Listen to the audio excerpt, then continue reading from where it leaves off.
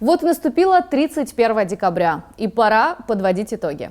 Слушай, Лен, 2020, по правде говоря, был ужасным годом. Отмененные планы, встречи, события, перепись Конституции, протесты в Белоруссии, война в Карабахе, отравление Навального, митинги в Южной Осетии, отравление морских животных на Камчатке. И это все только вишенка на торте под названием коронавирус. Я не в восторге.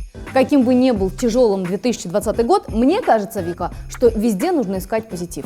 Позитив, Лена, в коронавирусе какой? Мы все сидели дома, друг друга не видели, переболели. Слушай, зато все научились правильно мыть руки. Спасибо и на том.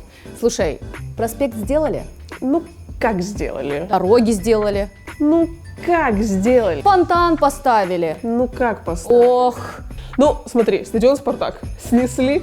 Снесли. Слушай, ну построят новый и еще один обещают. Ну, как Гергиевский центр построили, так и стадион построят, ага. Слушай, Вика, ну с таким подходом негатив можно найти везде. Давай о хорошем. О хорошем? О хорошем. Где оно? Посмотри, как, несмотря ни на что, развивался все это время наш мир. Перформансы, онлайн-концерты. Какой рывок наши артисты сделали в искусстве. А образование, оно стало доступнее и ближе. Различные онлайн-курсы.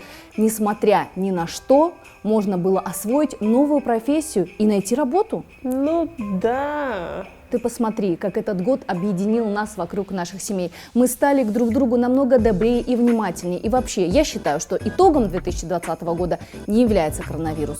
А самое главное событие – это то, что мы с вами спасли жизнь маленькой Арнеллы Персаевой. Да, Лен, ты, наверное, права. Мы с вами, жители Северной Осетии, сделали практически невозможное. Мы совершили чудо, и пускай таких больших чудес в нашей жизни будет гораздо больше. Я с тобой полностью согласна, ведь наша жизнь – это полоса черная и полоса белая. Но самое главное – не идти вдоль одной полосы. С Новым годом!